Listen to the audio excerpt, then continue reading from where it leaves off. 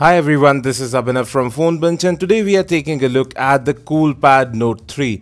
Now this one comes with a fingerprint sensor. You have the MediaTek MT6753 octa-core processor, 3 gigs of RAM, 16 gigs of onboard storage, and this phone would be priced somewhere less than Rs 10,000 in India. I'll have the pricing information up top in a link. Now let's go ahead and have a look at the box contents.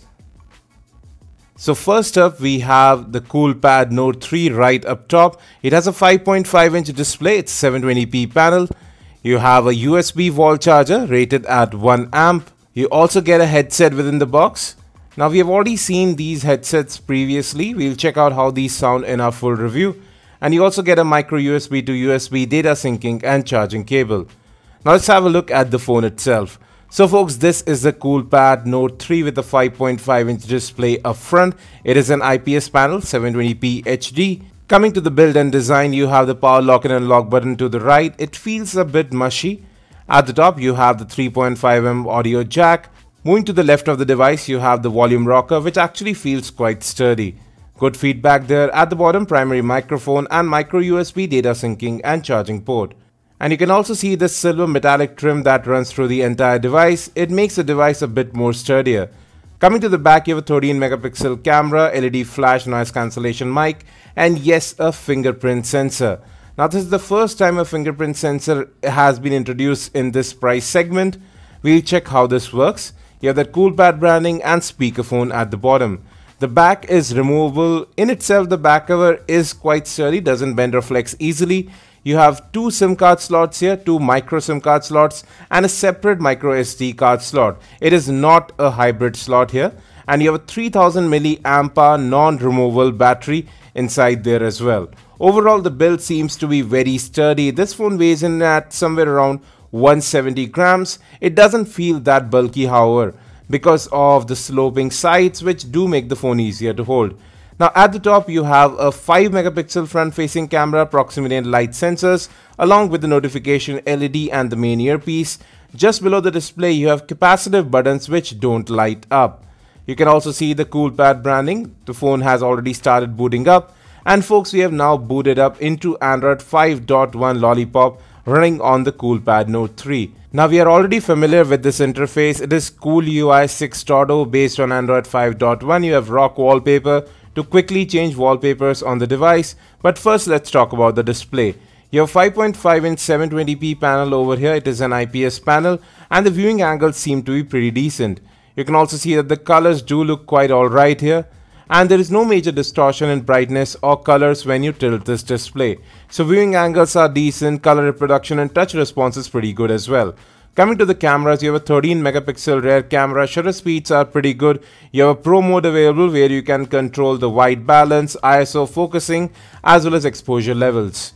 Moreover, you also have a 5 megapixel front facing camera which does take pretty decent images. Now here are some of the images captured with this camera, and these did turn out quite decent. We'll be taking an in-depth look at the camera later on. This is just for a quick review. Now overall color reproduction seems to be pretty decent. The images are in focus as well, and there is quite a lot of detail here. Even moving objects were captured pretty well by this camera. Macro shots did turn out alright, a bit hazy, but then again this is just a first test. We'll be taking an in-depth look at the camera in our full review. Now you do have a fingerprint sensor over here, and I've already configured one finger. I'm trying another one, and you can see it's very easily configured and works like a charm. Every single time it unlocks the device in a very short time. It's not as fast as Touch ID or Samsung's fingerprint sensor, but it gets the job done quite easily and very quickly as well. There are themes inbuilt for customization, and in fact there is a lot of customization in the launcher as well. You can configure different scroll effects between the different home screens, and you can even go ahead and switch to a traditional mode with an app drawer so that you don't have to have all the icons on different home screens. So everything is built in right into the launcher itself. No need to install any other launcher. You have your notification quick toggles as well right up top, and you do get that multitasking feature available here as well, where you can use 2 apps at the same time. They will share screen space just like what you get with Samsung multi-window. Moreover, you have Android 5.1 Lollipop running on the device, and out of that 16 gig of storage, you have about 11 odd gigs when you get the device right out of the box. USB OTG is not supported, it seems, on the device. Now coming to web browsing, this one actually performed quite well. We tried out a few websites and you can see pinch to zoom, scrolling, everything is very smooth. Text and images render very quickly as well, and they remain in memory because you have got 3 gigs of RAM on this device. So apps open up quickly, they remain in memory for a longer time, and generally you have about 2 odd gigs available when the device is idle. So plenty of free RAM for multitasking, and you can see Chrome is still in memory after opening so many apps. Overall performance is very smooth on this device as is touch response. Well folks, that was our first look, unboxing and quick review of the Coolpad Note 3. Now it's definitely going to disrupt the bracket of rupees 10,000. It has got a fingerprint sensor, decent cameras as well, solid build quality, a 3000 mAh battery, a 5.5-inch display. So pretty much quite similar to everything else in the market that is available right now, including the Asus Zenfone 2 as well as the Lenovo K3 Note. But we'll see how this phone performs, how this fingerprint sensor holds up with long usage.